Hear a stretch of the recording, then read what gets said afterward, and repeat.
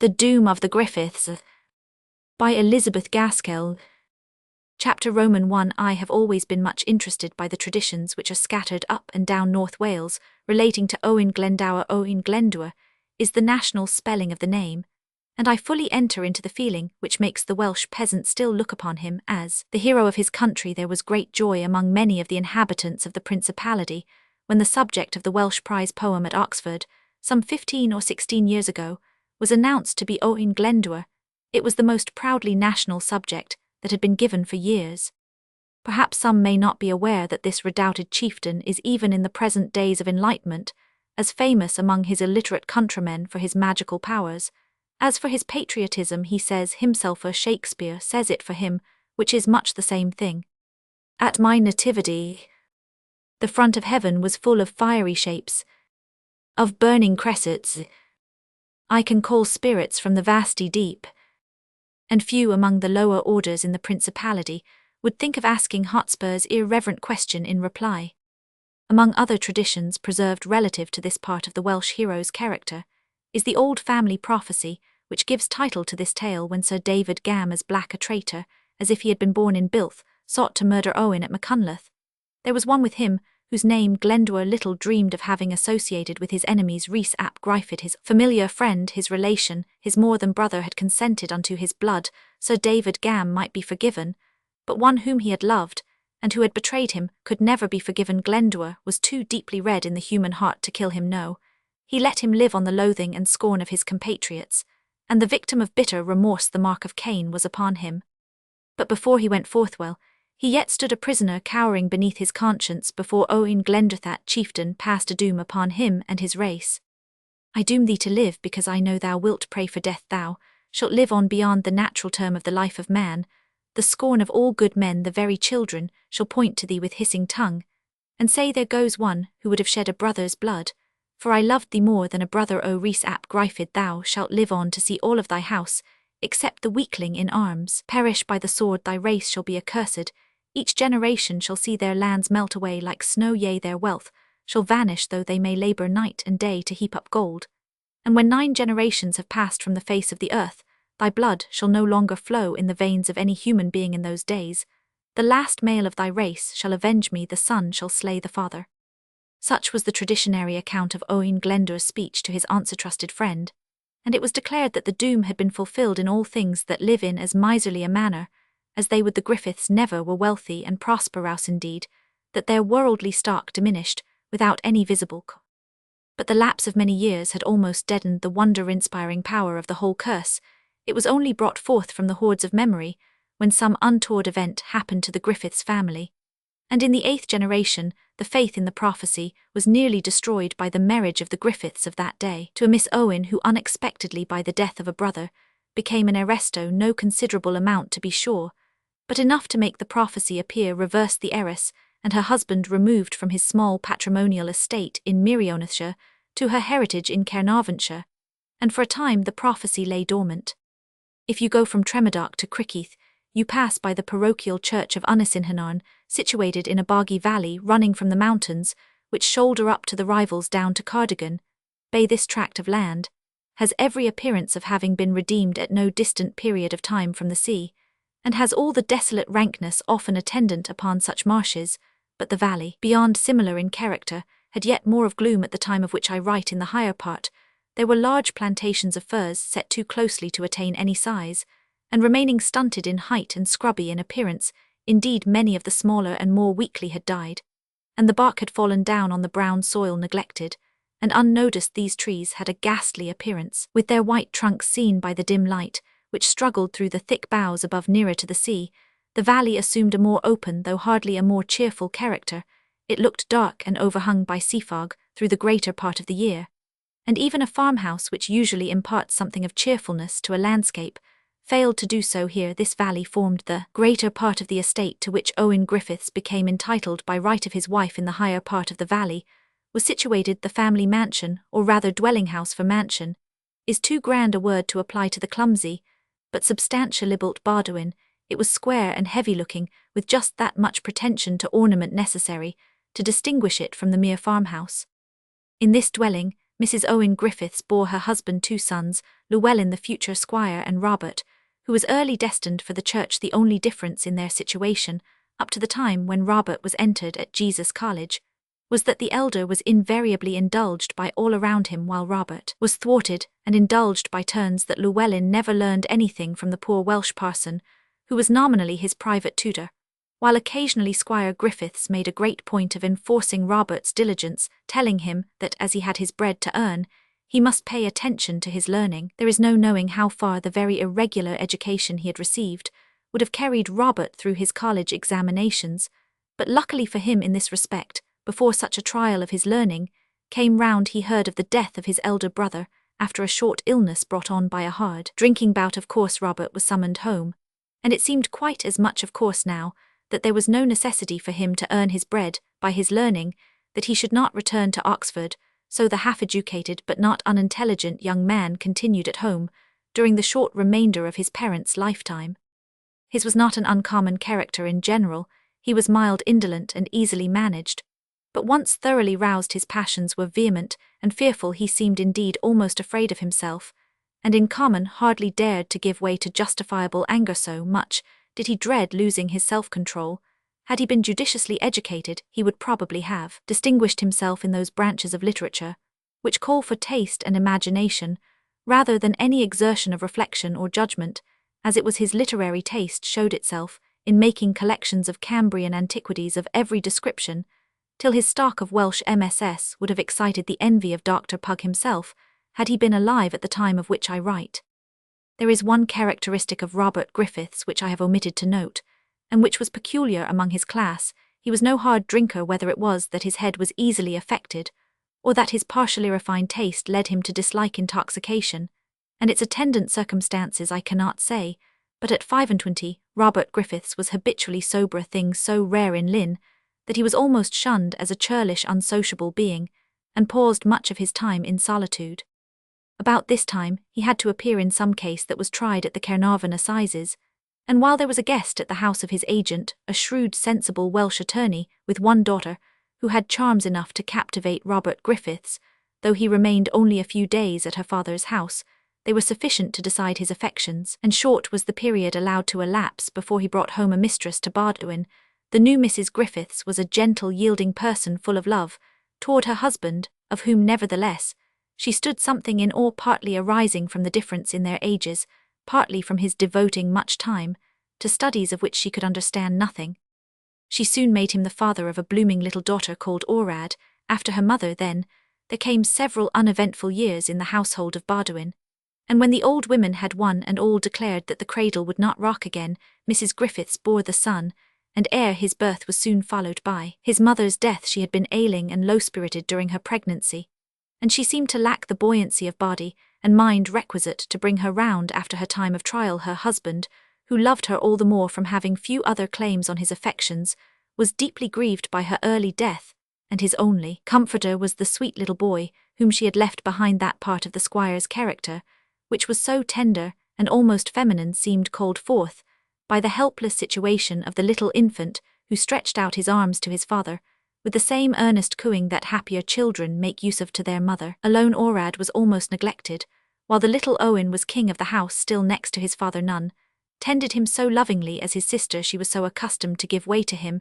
that it was no longer a hardship by night and by day. Owen was the constant companion of his father, and increasing years seemed only to confirm the custom. It was an unnatural life for the child, seeing no bright little faces peering into his own, for Orad was, as I said before, 5 or 6 years older, and her face, poor motherless girl, was often anything but bright, hearing no din of clear ringing voices, but day after day sharing the otherwise solitary hours of his father, whether in the dim room surrounded by wizard-like antiquities, or pattering his little feet to keep up with his Todder in his mountain rambles, or shooting excursions when the pair came to some little foaming brook, where the stepping-stones were far and wide. The father carried his little boy across with the tenderest care. When the lad was weary, they rested, he cradled in his father's arms, or the squire would lift him up and carry him to his home again.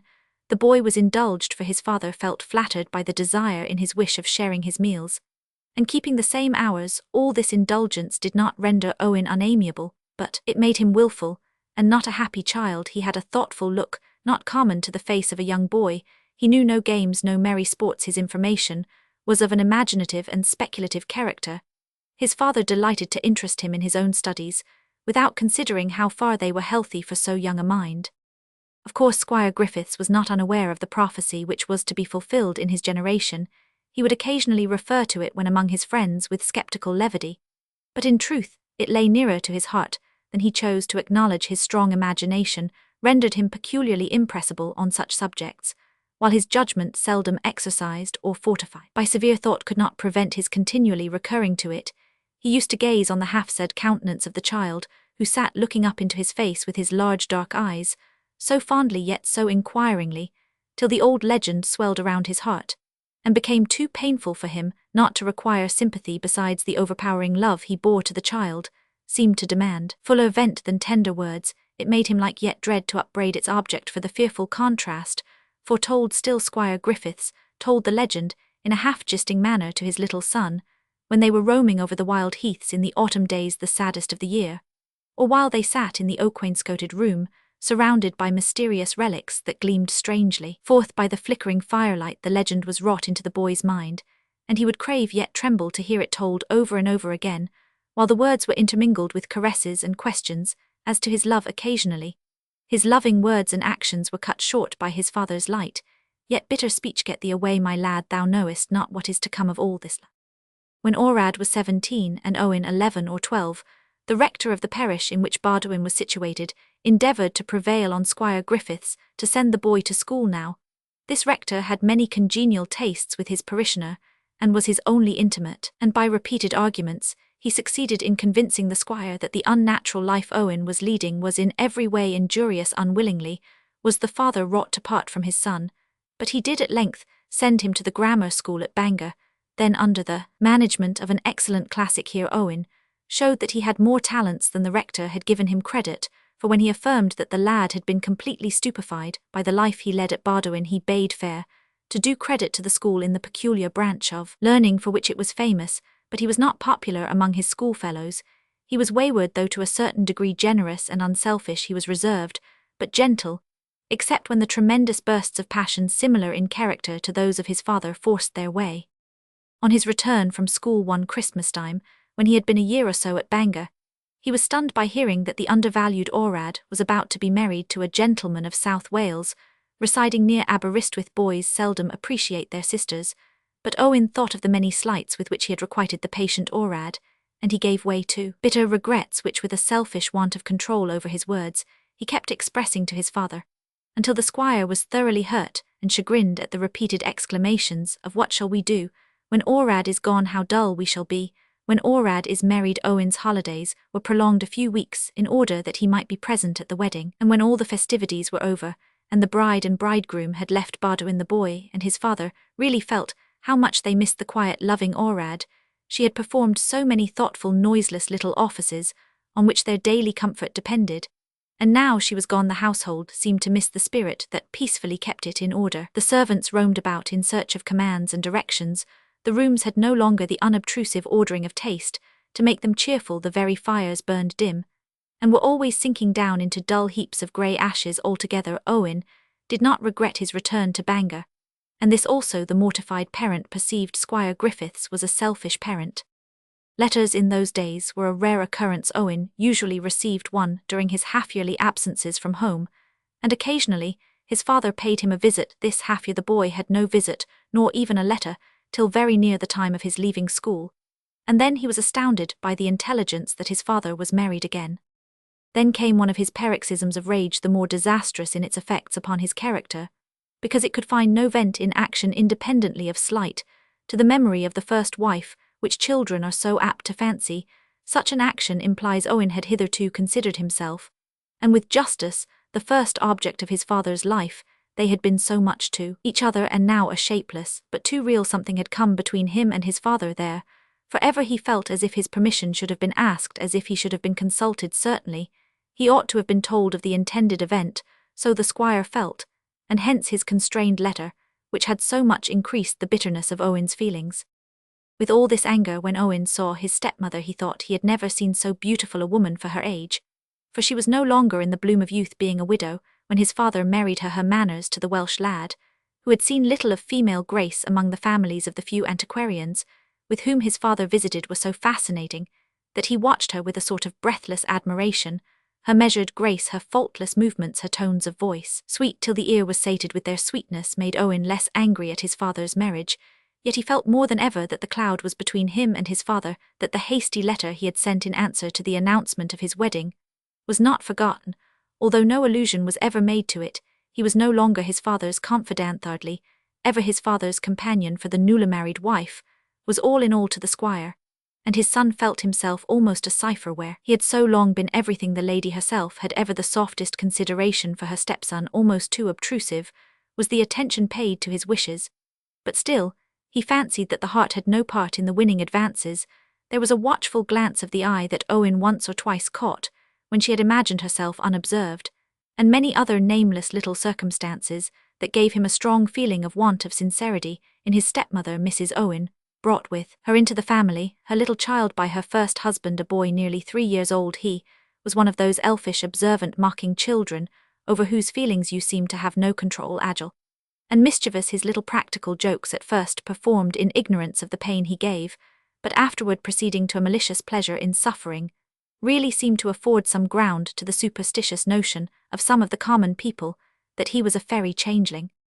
Years passed on, and as Owen grew older, he became more observant. He saw even in his occasional visits at home, for from school he had passed on to college, that a great change had taken place in the outward manifestations of his father's character, and by degrees Owen traced this change to the influence of his stepmother, so slight, so imperceptible to the observer, yet so resistless in its effects. Squire Griffiths caught up his wife's humbly advanced opinions, and unawares to himself, adopted them as his own, defying all argument and opposition. It was the same with her wishes. They met their fulfillment from the extreme and delicate art with which she insinuated them into her husband's mind. As his own she sacrificed the show of authority for the power at last, when Owen perceived some oppressive act in his father's conduct toward his dependents, or some unaccountable thwarting of his own wishes.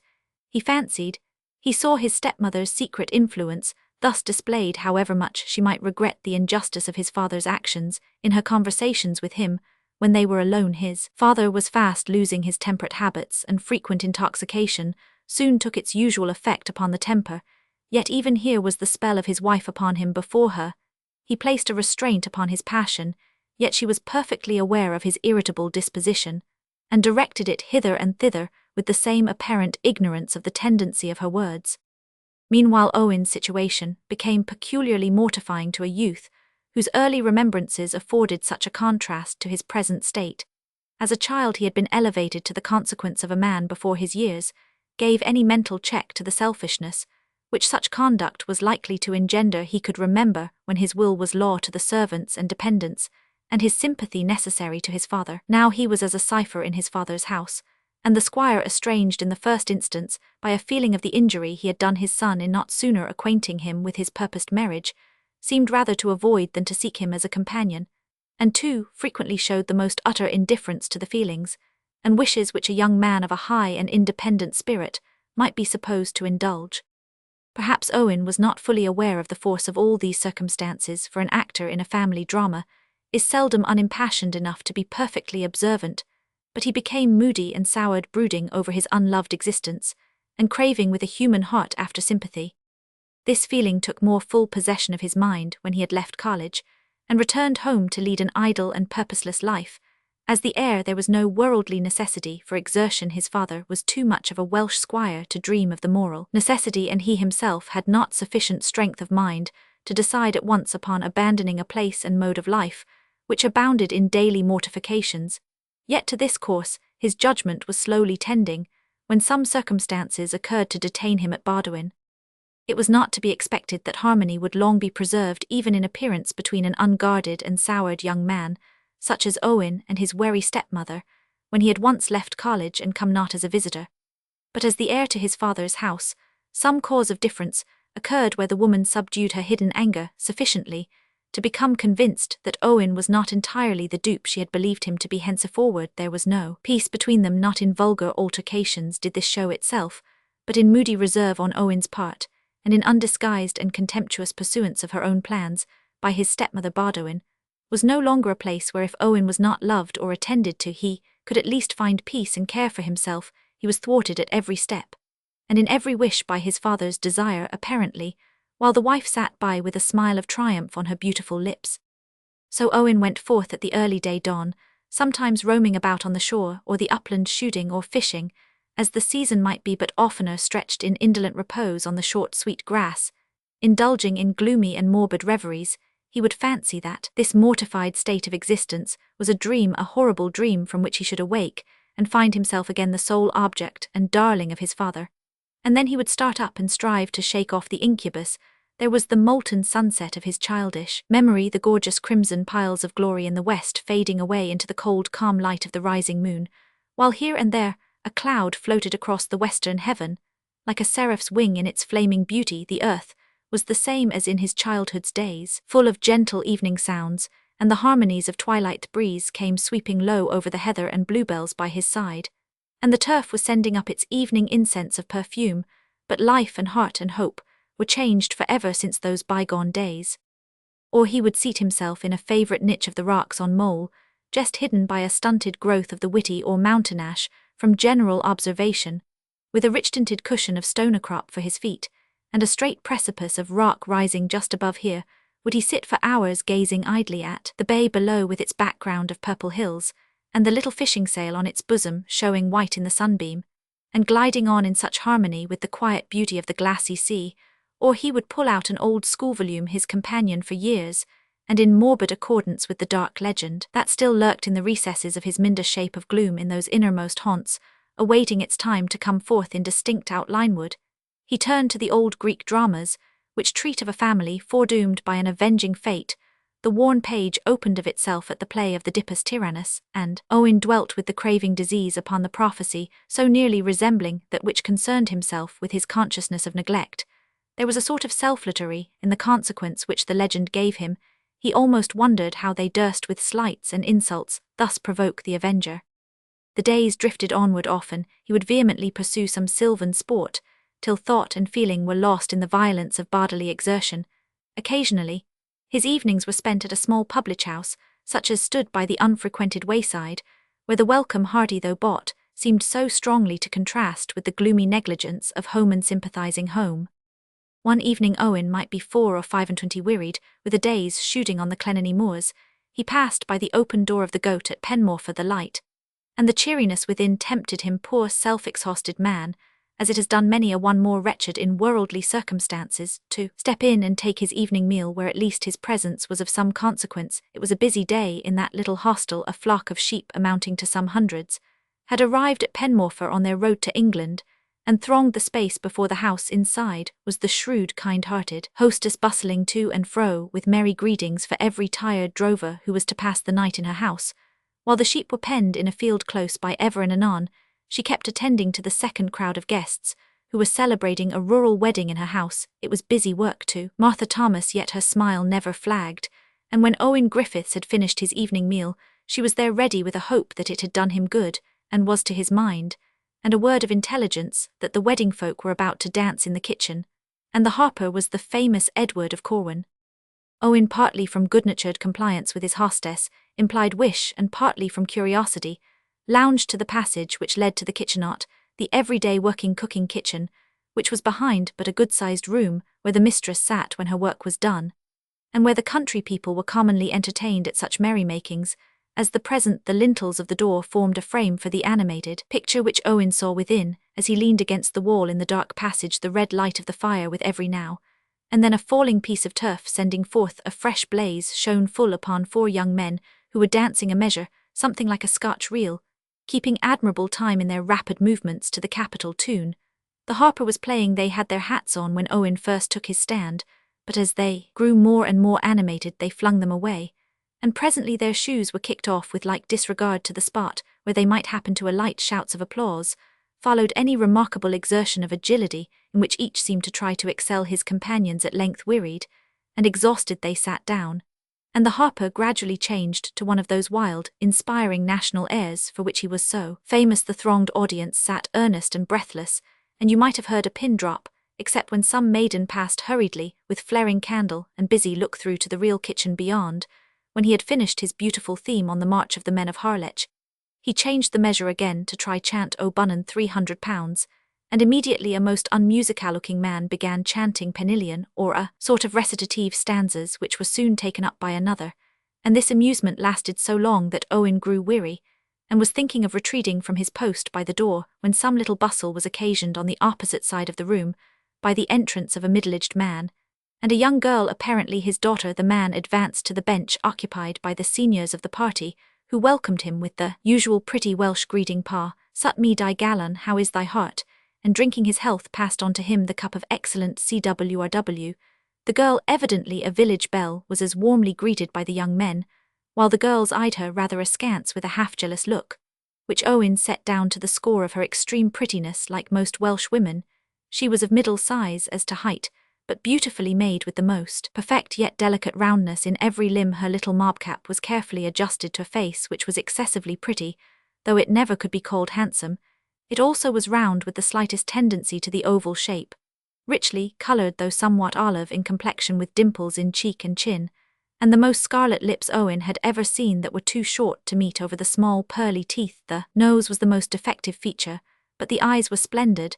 They were so long, so lustrous, yet at times so very soft under their thick fringe of eyelash. The nut-brown hair was carefully braided beneath the border of delicate lace.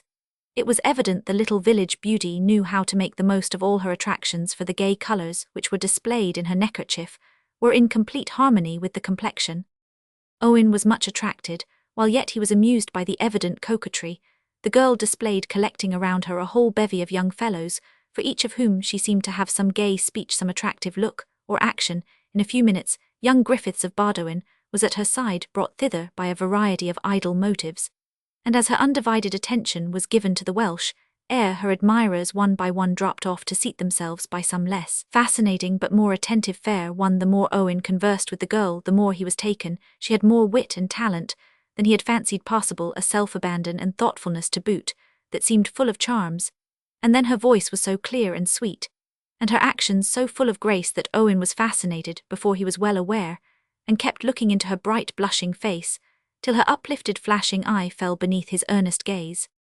While it thus happened that they were silent from confusion at the unexpected warmth of his admiration, he from an unconsciousness of anything but the beautiful changes in her flexile countenance. The man, whom Owen took for her father, came up, and addressed some observation to his daughter, from whence he glided into some commonplace though respectful remark to Owen, and at length engaging him in some slight local conversation, he led the way to the account of a spot on the peninsula of Penthrin, where teal abounded, and concluded with begging Owen to allow him to show him the exact place, saying that whenever the young squire felt so inclined, if he would honour him by a call at his house, he would take him across in his boat. While Owen listened, his attention was not so much absorbed as to be unaware that the little beauty at his side was refusing one or two who endeavoured to draw her from her place by invitations to dance. Flattered by his own construction of her refusals, he again directed all his attention to her, till she was called away by her father, who was leaving the scene of festivity. Before he left, he reminded Owen of his promise, and added, "Perhaps, sir, you do not know me. My name is Ellis Pritchard, and I live at Tyglas on this side of Mole. Just anyone can point it out to you." When the father and daughter had left, Owen slowly prepared for his ride home, but encountering the hostess, he could not resist asking a few questions relative to Ellis Pritchard, and his pretty daughter. She answered shortly, but respectfully, and then said rather hesitatingly, "Master Griffiths, you know the triad trifeth tebig wynale lol iskambur heb yd male deg heb, d dio de merch deg heb, I jerda three things, or like a fine barn, without corn a fine cup, without drink a fine woman, without her reputation." She hastily quitted him, and Owen rode slowly to his unhappy home.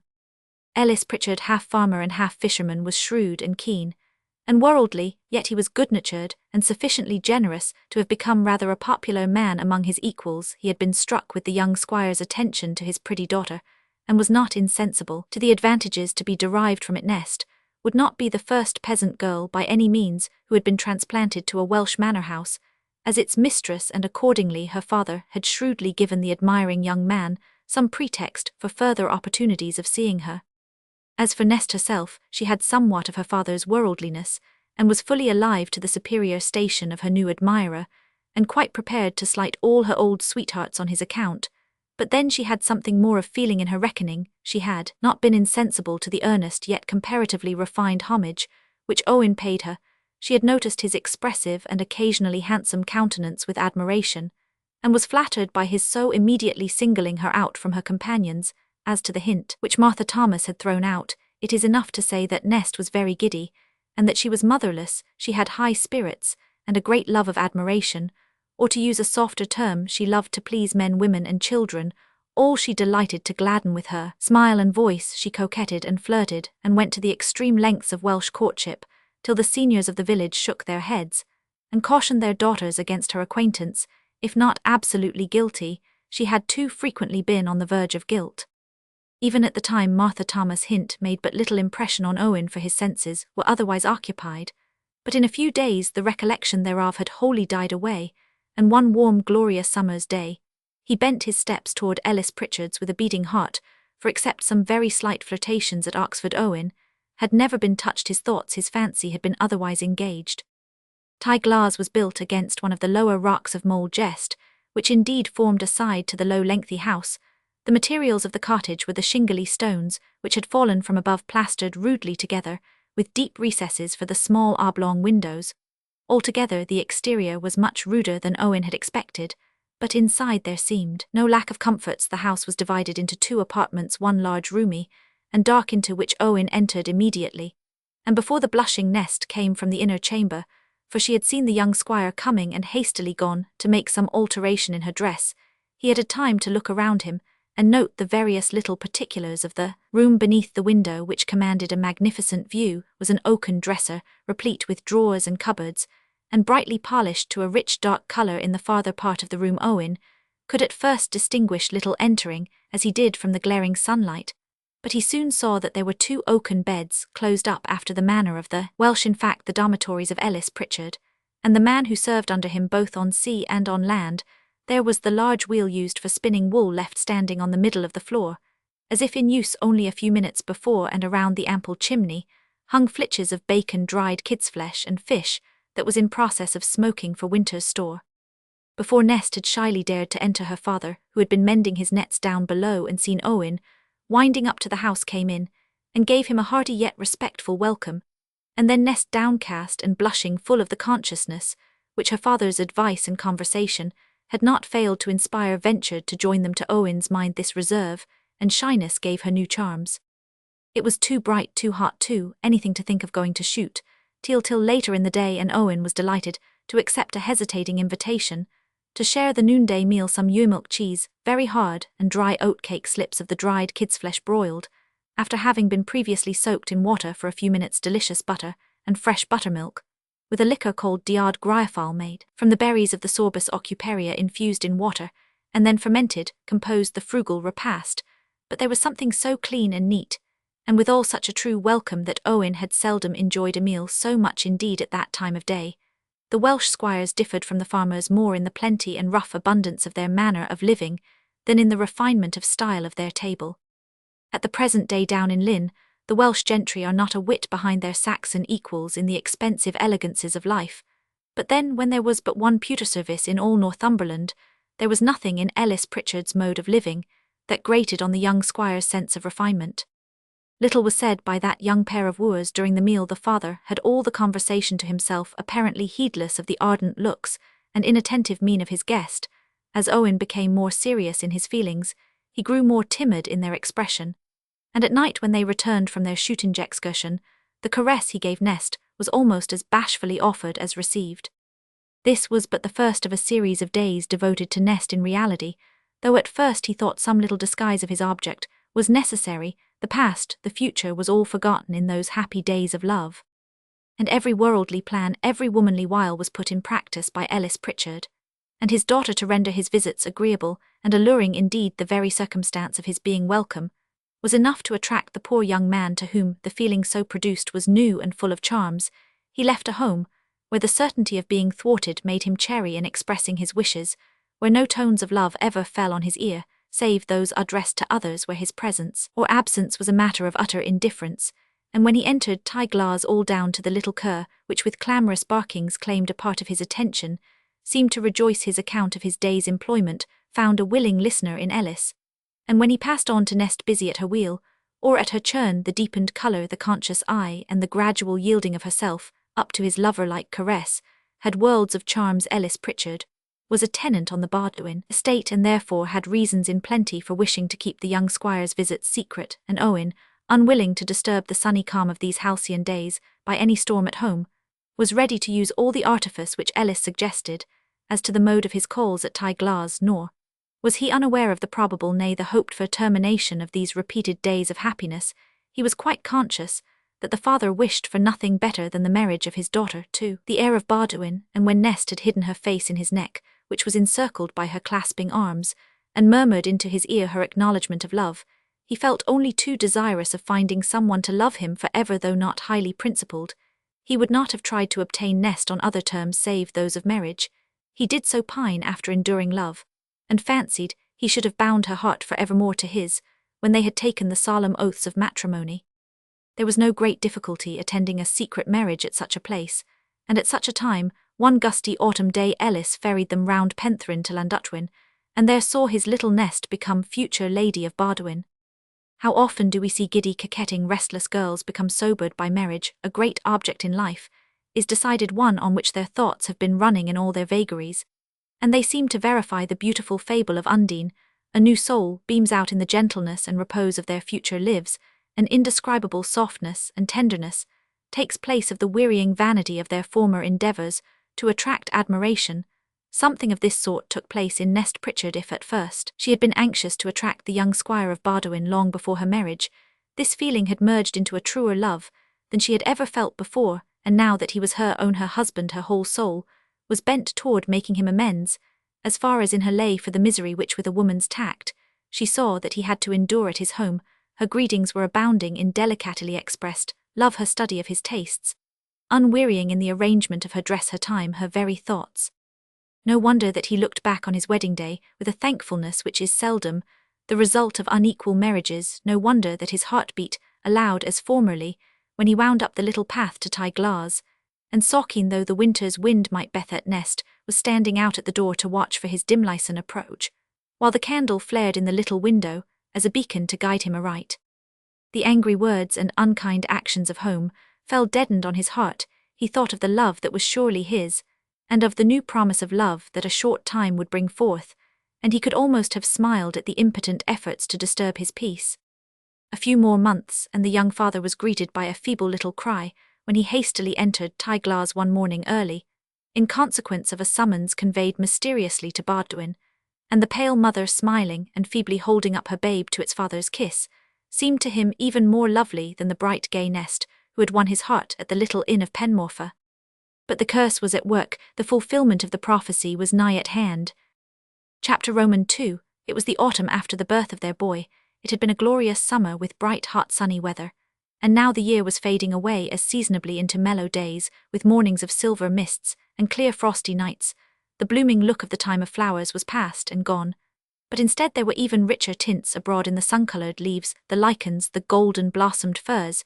If it was the time of fading, there was a glory in the decay. Nest, in her loving anxiety to surround her dwelling with every charm for her husband's sake, had turned gardener, and the little corners of the rude court before the house were filled with many a delicate mountain flower, transplanted more for its beauty than its rarity. The sweetbriar bush may even yet be seen old and grey, which she and Owen planted a green slipling beneath the window of her little chamber. In those moments Owen forgot all besides the present, all the cares and griefs he had known in the past, and all that might await him of woe and death in the future.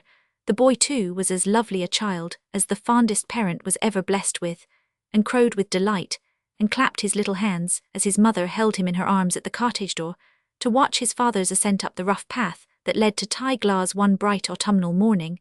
And when the three entered the house together, it was difficult to say which was the happiest. Owen carried his boy, and tossed and played with him, while Nest sought out some little article of work, and seated herself on the dresser beneath the window, where now busily plying the needle, and then again looking at her husband, she eagerly told him the little pieces of domestic intelligence, the winning ways of the child, the result of yesterday's fishing, and such of the gossip of Penmorfa as came to the ears of the now retired Nest. She noticed that when she mentioned any little circumstance which bore the slightest reference to Bardwin, her husband appeared chafed and uneasy, and at last avoided anything that might in the least remind him of home. In truth, he had been suffering much of late from the irritability of his father shown, in trifles to be sure, but not the less galling on that account. While they were thus talking and caressing each other, and the child a shadow darkened the room, and before they could catch a glimpse of the object that had occasioned it, it vanished, and Squire Griffiths lifted the door latch, and stood before them. He stood and looked first on his son, so different in his buoyant expression of content and enjoyment with his noble child in his arms like a proud and happy father, as he was from the depressed moody young man. He too often appeared at Bardowin, then on Nest, poor trembling sickened Nest, who dropped her work, but yet durst not stir from her seat on the dresser, while she looked to her husband as if for protection from his father. The squire was silent as he glared from one to the other, his features white with restrained passion. When he spoke, his words came most distinct in their forced composure. It was to his son he addressed himself. "That woman, who is she?" Owen hesitated one moment, and then replied in a steady yet quiet voice, "Father, that woman is my wife." He would have added some apology for the long concealment of his marriage, have appealed to his father's forgiveness, but the foam flew from Squire Owen's lips as he burst forth with invective against Nest. "You have married her, it is as they told me married Nest Pritchard of Buton, and you stand there as if you had not disgraced yourself for ever and ever with your accursed wiving. And the fair harlot sits there in her mocking modesty, practising the miming airs that will become her state as future Lady of Bardowin.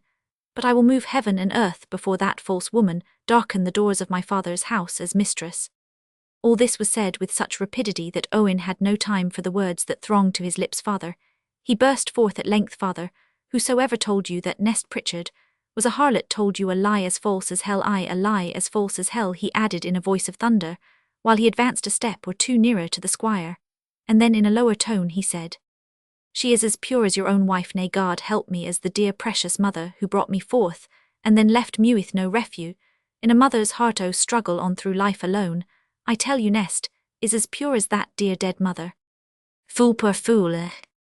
At this moment, the child, the little Owen, who had kept gazing from one angry countenance to the other, and with earnest look trying to understand what had brought the fierce glare into the face, where till now he had read nothing but love in some way, attracted the squire's attention and increased his wrath. "Yes," he continued, "poor weak fool, that you are hugging the child of another, as if it were your own offspring." Owen involuntarily caressed the affrighted child, and half smiled at the implication of his father's words. This the squire perceived, and raising his voice to a scream of rage, he went on, "I bid you, if you call yourself my son, to cast away that miserable shameless woman's offspring, cast it away this instant." In this ungovernable rage, seeing that Owen was far from complying with his command, he snatched the poor infant from the loving arms that held it, and throwing it to his mother, left the house inarticulate with fury. Nest, who had been pale and still as marble during this terrible dialogue, looking on and listening, as if fascinated by the words that smote her heart, opened her arms to receive and cherish her precious babe. But the boy was not destined to reach the white refuge of her breast. The furious action of the squire had been almost without aim, and the infant fell against the sharp edge of the dresser down on to the stone floor. Owen sprang up to take the child, but he lay so still, so motionless, that the awe of death came over the father, and he stooped down to gaze more closely. At that moment, the upturned filmy eyes rolled convulsively, a spasm passed along the body, and the lips, yet warm with kissing, quivered into everlasting rest. A word from her husband told Nest all. She slid down from her seat, and lay by her little son as corpse-like, as he, unheeding all the agonizing endearments and passionate adjurations of her husband, and that poor desolate husband and father scarce 1/4 of an hour, and he had been so blessed in his consciousness of love, the bright promise of many years on his infant's face, and the new fresh soul beaming forth in its awakened intelligence, and there it was, the little clay image that would never more gladden up at the sight of him, nor stretch forth to meet his embrace, whose inarticulate yet most eloquent cooings might haunt him in his dreams, but would never more be heard in waking life again. And by the dead babe, almost as utterly insensate, the poor mother had fallen in a merciful faint, slandered, heart-pierced Nest. Owen struggled against the sickness that came over him, and busied himself in vain attempts at her restoration. It was now near noonday, and Ellis Pritchard came home little dreaming of the sight that awaited him, but though stunned, he was able to take more effectual measures for his poor daughter's recovery than Owen had done. By and by she showed symptoms of returning sense, and was placed in her own little bed in a darkened room, where without ever waking to complete consciousness, she fell asleep. Then, it was that her husband, suffocated by pressure of miserable thought, gently drew his hand from her tightened clasp, and printing one long soft kiss on her white waxen forehead hastily stole out of the room and out of the house. Near the base of Mole Gestit might be 1/4 of a mile from Ty Glasswas, a little neglected solitary copse wild, and tangled with the trailing branches of the dogrose and the tendrils of the white bryony, toward the middle of this thicket, a deep crystal pool, a clear mirror for the blue heavens above and round, the margin floated the broad green leaves of the water-lily, and when the regal sun shone down in his noonday glory, the flowers arose from their cool depths to welcome and greet him. The copse was musical with many sounds, the warbling of birds rejoicing in its shades, the ceaseless hum of the insects that hovered over the pool, the chime of the distant waterfall, the occasional bleating of the sheep from the mountain-top, were all blended into the delicious harmony of nature. It had been one of Owen's favourite resorts when he had been a lonely wanderer pilgrim in search of love in the years gone by, and thither he went as if by instinct when he left Ty Glas quelling the uprising agony, till he should reach that little solitary spot. It was the time of day when a change in the aspect of the weather so frequently takes place, and the little pool was no longer the reflection of a blue and sunny sky. It sent back the dark and slaty clouds above, and every now and then a rough gust shook the painted autumn leaves from their branches, and all other music was lost in the sound of the wild winds piping down from the moorlands which lay up and beyond the clefts in the mountainside. Presently, the rain came on and beat down in torrents. But Owen heeded it not. He sat on the dank ground, his face buried in his hands, and his whole strength, physical and mental, employed in quelling the rush of blood which rose and boiled and gurgled in his brain as if it would madden him. The phantom of his dead child rose ever before him and seemed to cry aloud for vengeance, and when the poor young man thought upon the victim whom he required in his wild longing for revenge, he shuddered, for it was his father. Again and again he tried not to think, but still the circle of thought came round, eddying through his brain. At length he mastered his passions, and they were calm. Then he forced himself to arrange some plan for the future. He had not in the passionate hurry of the moment seen that his father had left the cottage before he was aware of the fatal accident that befell the child. Owen thought he had seen all, and once he planned to go to the squire and tell him of the anguish of heart he had wrought, and awe him as it were by the dignity of grief. But then again he durst not, distrusted his self-control. The old prophecy rose up in its horror, dreaded his doom. At last he determined to leave his father for ever, to take Nest to some distant country, where she might forget her firstborn, and where he himself might gain a livelihood by his own exertions.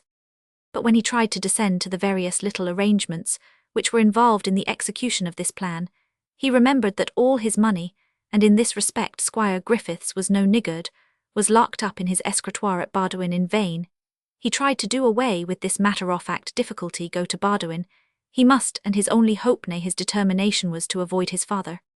He rose and took a bypath to Bardowin. The house looked even more gloomy and desolate than usual in the heavy downpouring rain, yet Owen gazed on it with something of regret, for sorrowful as his days in it had been, he was about to leave it for many, many years, if not for ever. He entered by a side door opening into a passage that led to his own room, where he kept his books, his guns, his fishing tackle, his writing materials, etc.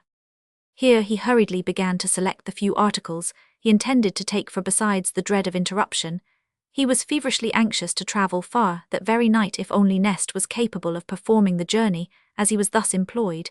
He tried to conjecture what his father's feelings would be on finding that his aunt's-loved son was gone away, for ever would he then awaken to regret for the conduct which had driven him from home, and bitterly think on the loving and caressing boy who haunted his footsteps in former days. Or alas, would he only feel that an obstacle to his daily happiness, his contentment with his wife, and his strange doting affection for the child was taken away, would they make merry over the heir's departure?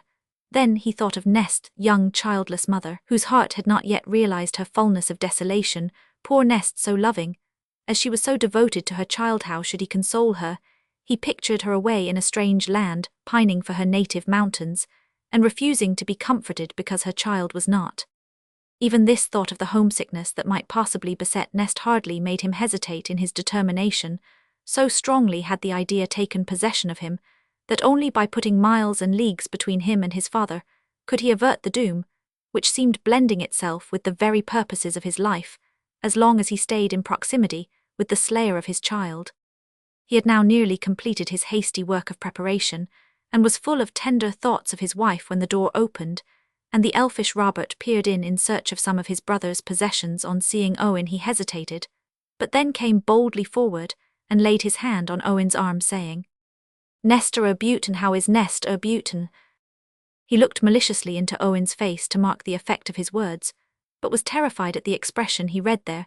He started off and ran to the door while Owen tried to check himself, saying continually, "He is but a child, he does not understand the meaning of what he says, he is but a child still." Robert, now in fancied security, kept calling out his insulting words, and Owen's hand was on his gun, grasping it, as if to restrain his rising fury. But when Robert passed on daringly to mocking words relating to the poor dead child, Owen could bear it no longer, and before the boy was well aware, Owen was fiercely holding him in an iron clasp with one hand, while he struck him hard with the other. In a minute he checked himself, he paused, relaxed his grasp, and to his horror he saw Robert sink to the ground. In fact, the lad was half stunned, half frightened, and thought it best to assume insensibility. Miserable Owen, seeing him lie there prostrate, was bitterly repentant, and would have dragged him to the carved settle, and done all he could to restore him to his senses. But at this instant the squire came in. Probably when the household at Bardowen rose that morning, there was but one among them ignorant of the heir's relation to Nest Pritchard and her child, for secret, as he tried to make his visits to Tyglas, they had been too frequent not to be noticed, and Nest's altered conduct, no longer frequenting dances and merrymakings, was a strongly corroborative circumstance. But Mrs. Griffiths' influence reigned paramount if unacknowledged at Bardowen. Until she sanctioned the disclosure, none would dare to tell the squire. Now, however, the time drew near when it suited her to make her husband aware of the connection his son had formed, so with many tears and much seeming reluctance, she broke the intelligence to him, taking good care at the same time to inform him of the light character Nest had borne. Nor did she confine this evil reputation to her conduct before her marriage, but insinuated that even to this day she was a woman of the grove and brake, for centuries the Welsh term of opprobrium for the loosest female characters. Squire Griffiths easily tracked Owen to Tyglas, and without any aim but the gratification of his furious anger, followed him to Upbraid, as we have seen. But he left the cottage even more enraged against his son than he had entered it, and returned home to hear the evil suggestions of the stepmother. He had heard a slight scuffle, in which he caught the tones of Robert's voice as he passed along the hall, and an instant afterwards he saw the apparently lifeless body of his little favourite dragged along by the culprit Owen. The marks of strong passion, yet visible on his face, not loud, but bitter and deep, were the evil words which the father bestowed on the son. And as Owen stood proudly and sullenly silent, disdaining all exculpation of himself, in the presence of one who had wrought him so much grave, so fatal an injury, Robert's mother entered the room at sight of her natural emotion. The wrath of the squire was redoubled, and his wild suspicions that this violence of Owen's to Robert was a premeditated act appeared like the proven truth. Through the mists of rage he summoned domestics, as if to guard his own and his wife's life from the attempts of his son, and the servants stood wondering around now, gazing at Mrs. Griffiths, alternately scolding and sobbing, while she tried to restore the lad from his really bruised and half unconscious state, now at the fierce and angry squire, and now at the sad and silent Owen. And he was hardly aware of their looks of wonder and terror. His father's words fell on a deadened ear, for before his eyes there rose a pale dead babe, and in that lady's violent sounds of grief he heard the wailing of a more sad, more hopeless mother. For by this time the lad Robert had opened his eyes, and though evidently suffering a good deal from the effects of Owen's blows, was fully conscious of all that was passing around him. Had Owen been left to his own nature, his heart would have worked itself to doubly love the boy whom he had injured, but he was stubborn from injustice, and hardened by suffering he refused to vindicate himself. He made no effort to resist the imprisonment the squire had decreed, until a surgeon's opinion of the real extent of Robert's injuries was made known. It was not until the door was locked and barred as if upon some wild and furious beast that the recollection of poor Nest without his comforting presence came into his mind. Oh, thought he, how she would be wearying, pining for his tender sympathy, if indeed she had recovered the shock of mind sufficiently to be sensible of consolation. What would she think of his absence could she imagine he believed his father's words, and had left her in this her sore trouble and bereavement? The thought maddened him, and he looked around for some mode of escape. He had been confined in a small unfurnished room on the first floor, wainscoted, and carved all round with a massy door, calculated to resist the attempts of a dozen strong men. even had he afterward been able to escape from the house unseen. Unheard the window was placed, as is common in old Welsh houses over the fireplace, with branching chimneys on either hand, forming a sort of projection on the outside. By this outlet, his escape was easy even had he been less determined and desperate than he was. And when he had descended with a little care, a little winding, he might elude all observation, and pursue his original intention of going to tie glass. The storm had abated, and watery sunbeams were gilding the bay as Owen descended from the window, and stealing along in the broad afternoon shadows, made his way to the little plateau of green turf in the garden at the top of a steep precipitous rock, down the abrupt face of which he had often dropped by means of a well-secured rope, into the small sailing boat his father's present alas in days gone by, which lay moored in the deep sea-water below. He had always kept his boat there, because it was the nearest available spot to the house, but before he could reach the placeunless indeed, he crossed a broad sun-lighted piece of ground in full view of the windows on that side of the house, and without the shadow of a single sheltering tree or shrub, had to skirt round a rude semicircle of underwood, which would have been considered as a shrubbery had any one taken pains with it step by step. He stealthily moved along, hearing voices, now again, seeing his father and stepmother in no distant walk, the squire evidently caressing and consoling his wife, who seemed to be urging some point with great vehemence again, forced to crouch down to avoid being seen by the cook, returning from the rude kitchen garden with a handful of herbs. This was the way the doomed heir of Bardowyn left his ancestral house for ever, and hoped to leave behind him his doom at length. He reached the plateau, breathed more freely. He stooped to discover the hidden coil of rope kept safe and dry in a hole under a great round flat piece of rock. His head was bent down. He did not see his father approach, nor did he hear his footstep for the rush of blood to his head. In the stooping effort of lifting the stone, the squire had grappled with him, before he rose up again, before he fully knew whose hands detained him now. When his liberty of person and action seemed secure, he made a vigorous struggle to free himself. He wrestled with his father for a moment, pushed him hard, and drove him on to the great displaced stone, all unsteady in its balance. Down went the squire, down into the deep waters below. Down after him went Owen, half consciously, half unconsciously, partly compelled by the sudden cessation of any opposing body, partly from a vehement, irrepressible impulse to rescue his father. But he had instinctively chosen a safer place in the deep seawater pool than that into which his push had sent his father. The squire had hit his head with much violence against the side of the boat. In his fall, it is indeed doubtful whether he was not killed before ever he sank into the sea. But Owen knew nothing save that the awful doom seemed even now present. He plunged down, he dived below the water in search of the body, which had none of the elasticity of life to buoy it up. He saw his father in those depths. He clutched at him, he brought him up, and cast him a dead weight into the boat. And exhausted by the effort, he had begun himself to sink again. Before he instinctively strove to rise and climb into the rocking boat, there lay his father with a deep dent in the side of his head, where the skull had been fractured by his fall. His face, blackened by the arrested course of the blood. Owen felt his pulse. His heart all was still. He called him by his name. "Father, father," he cried, "come back, come back. You never knew how I loved you, how I could love you still if, oh God." And the thought of his little child rose before him. "Yes, father," he cried afresh, "you never knew how he fell, how he died. Oh, if I had but had patience to tell you, if you would but have borne with me, and listened. And now, it is over, oh father, father." Whether she had heard this wild wailing voice, or whether it was only that she missed her husband, and wanted him for some little everyday question, or, as was perhaps more likely, she had discovered Owen's escape, and come to inform her husband of it, I do not know, but on the rock right above his head, as it seemed, Owen heard his stepmother calling her husband. He was silent, and softly pushed the boat right under the rock, till the sides grated against the stones, and the overhanging branches concealed him and it from all. Not on a level, with the water wet as he was, he lay down by his dead father, the better to conceal himself. And somehow the action recalled those early days of childhood, first in the squire's widowhood, when Owen had shared his father's bed, and used to waken him in the morning to hear one of the old Welsh legends. How long he lay thus body chilled, and brain hard-working through the heavy pressure of a reality as terrible as a nightmare, never knew. But at length he roused himself up to think of Nest. Drawing out a great sail, he covered up the body of his father with it where he lay in the bottom of the boat. Then with his numbed hands, he took the oars and pulled out into the more open sea toward Griffiths. He skirted along the coast, till he found a shadowed cleft in the dark rocks. To that point he rowed, and anchored his boat close inland.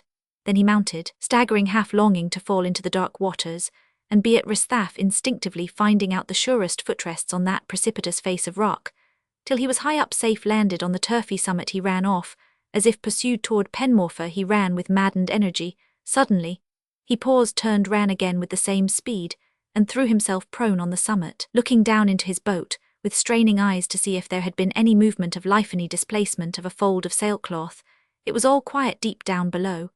But as he gazed, the shifting light gave the appearance of a slight movement. Owen ran to a lower part of the rock, stripped, plunged into the water, and swam to the boat when there all was stilly still. For a minute or two he dared not lift up the cloth, then reflecting that the same terror might beset him again off, leaving his father unaided, while yet a spark of life lingered, removed the shrouding cover, the eyes looked into his with a dead stare.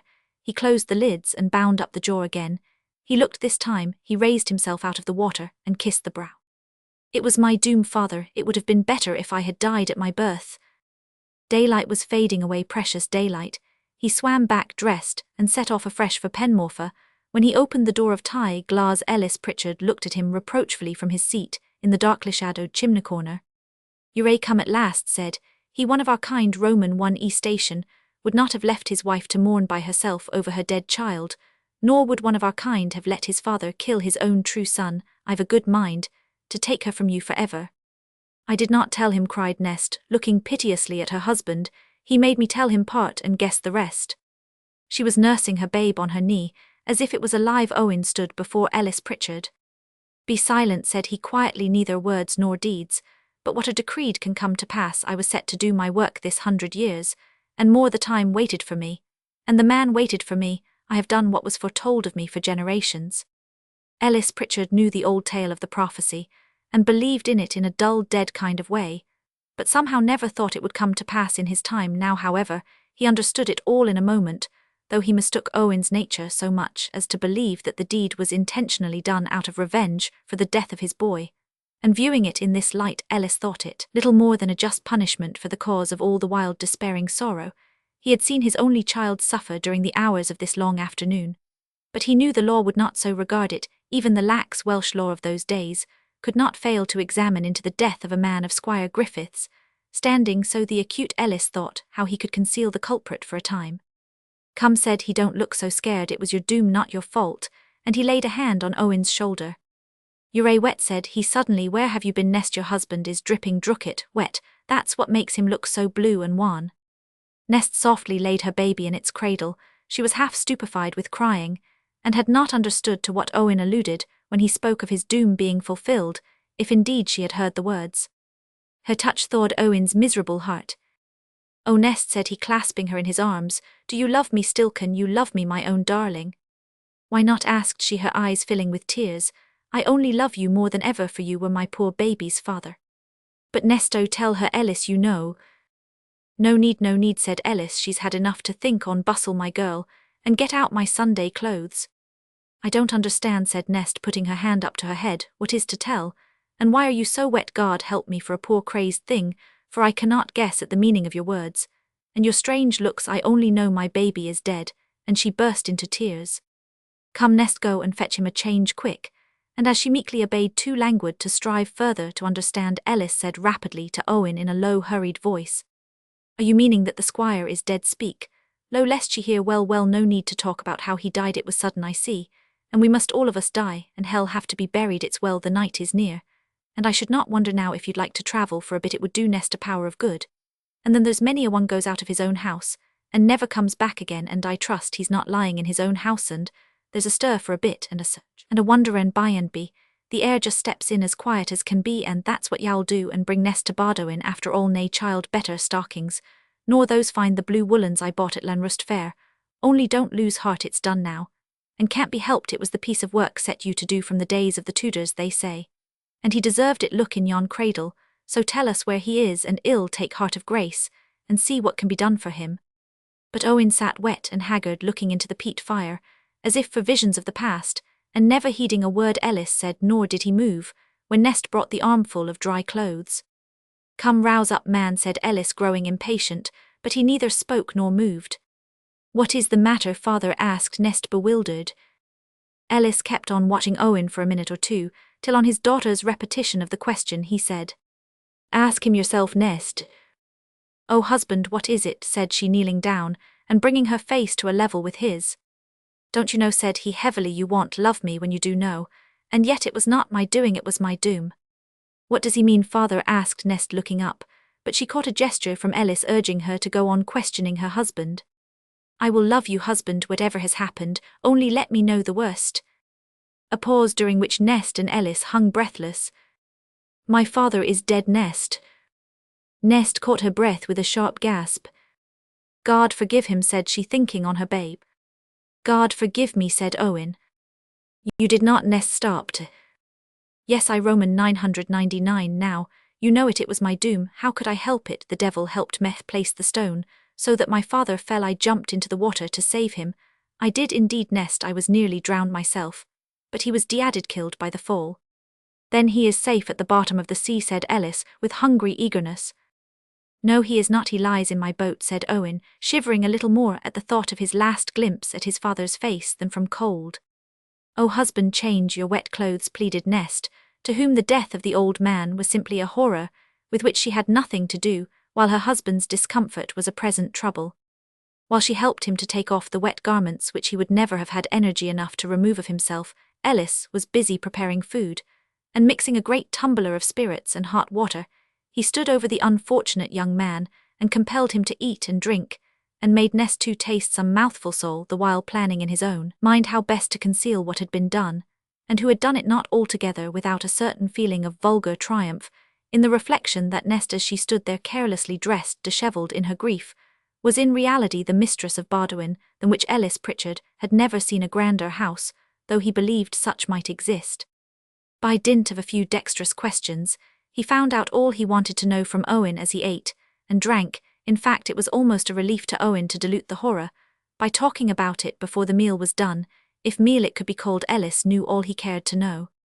Now, Nest, on with your cloak and haps pack up what needs to go with you, for both you and your husband must be halfway to Liverpool by tomorrow's morn. Ill take you past Rill Sands in my fishing boat with yours in tow, and once over the dangerous part, ill return with my cargo of fish, and learn how much stir there is at Bardowin. Once safe hidden in Liverpool, no one will know where you are, and you may stay quiet till your time comes for returning. I will never come home again, said Owen doggedly, the place is accursed. Who'd be guided by me, man? Why, it was but an accident after all, and well land at the Holy Island at the Point of Lynn. There is an old cousin of mine, the parson, therefore the Pritchards have known better days, Squirerand. Well, bury him there, it was but an accident, man. Hold up your head, you and Nest will come home yet, and fill Bardowin with children, and ill live to see it. Never, said Owen, I am the last male of my race, and the son has murdered his father. Nest came in laden and cloaked. Ellis was for hurrying them off. The fire was extinguished, the door was locked. Here, Nest, my darling, let me take your bundle, while I guide you down the steps. But her husband bent his head, and spoke never a word. Nest gave her father the bundle already loaded with such things as he himself had seen fit to take, but clasped another softly and tightly. No one shall help me with this, said she in a low voice. Her father did not understand her husband did, and placed his strong helping arm round her waist and blessed her. We will all go together, Nest, said he, but where? And he looked up at the storm-tossed clouds coming up from windward. It is a dirty night, said Ellis, turning his head round to speak to his companions at last, but never fear, well weather it. And he made for the place where his vessel was moored. Then he stopped and thought a moment. Stay here, said he, addressing his companions, I may meet folk, and I shall maybe have to hear, and to speak. You wait here till I come back for you. So they sat down close together in a corner of the path. Let me look at him, Nest, said Owen. She took her little dead son out from under her shawl. They looked at his waxen face long and tenderly kissed it, and covered it up reverently and softly. Nest, said Owen at last, I feel as though my father's spirit had been near us, and as if it had bent over our poor little one. A strange chilly air met me as I stooped over him. I could fancy the spirit of our pure blameless child guiding my father's safe over the paths of the sky to the gates of heaven, and escaping those accursed dogs of hell that were darting up from the north, in pursuit of souls, not 5 minutes since. Don't talk so, Owen, said Nest, curling up to him, in the darkness of the copse. Who knows what may be listening? The pair were silent in a kind of nameless terror, till they heard Ellis Pritchard's loud whisper, Where are ye? Come along soft and steady, there were folk about even now, and the squire is missed and madam in a fright. They went swiftly down to the little harbour, and embarked on board Ellis' boat. The sea heaved, and rocked even there, the torn clouds went hurrying overhead in a wild, tumultuous manner. They put out into the bay still in silence, except when some word of command was spoken by Ellis, who took the management of the vessel. They made for the rocky shore, where Owen's boat had been moored. It was not there, it had broken loose and disappeared. Owen sat down and covered his face. This last event, so simple and natural in itself, struck on his excited and superstitious mind. In an extraordinary manner, he had hoped for a certain reconciliation, so to say, by laying his father and his child both in one grave, but now it appeared to him as if there was to be no forgiveness, as if his father revolted even in death against any such peaceful union. Ellis took a practical view of the case. If the squire's body was found drifting about, in a boat known to belong to his son, it would create terrible suspicion. As to the manner of his death, at one time in the evening Ellis had thought of persuading Owen to let him bury the squire in a sailor's grave, or in other words to sew him up in a spare sail, and waiting it well sink it for ever. He had not broached the subject from a certain fear of Owen's passionate repugnance to the plan. Otherwise, if he had consented, they might have returned to Penmorfa, and passively awaited the course of events, secure of Owen's succession to Bardowin sooner or later. Or if Owen was too much overwhelmed by what had happened, Ellis would have advised him to go away for a short time and return when the buzz and the talk was over. Now it was different. It was absolutely necessary that they should leave the country for a time through those stormy waters. They must plough their way that very night. Ellis had no fear, would have had no fear at any rate with Owen, as he had been a week a day ago, but with Owen wild, despairing, helpless, fate pursued. What could he do? They sailed into the tossing darkness, and were never more seen of men. The house of Bardowin has sunk into damp, dark ruins, and a Saxon stranger holds the lands of the Griffiths.